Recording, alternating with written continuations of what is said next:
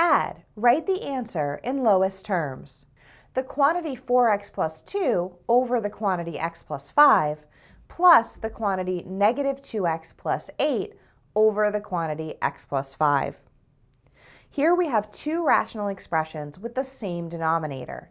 To add, we'll add the numerators and write the new numerator over the common denominator. So we have 4x plus 2 plus negative 2x plus 8 all over x plus 5. Now we simplify the numerator. We can regroup and combine like terms. So we have 4x plus negative 2x is 2x, and we have 2 plus 8, which is 10.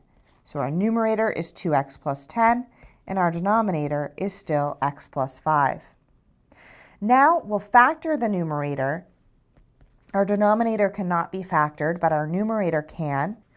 We factor out the greatest common factor of 2, and we have 2 times x plus 5 over x plus 5. Now that we factored, we can see that we have a common factor of x plus 5 in the numerator and denominator that we can divide out, and we are left with 2.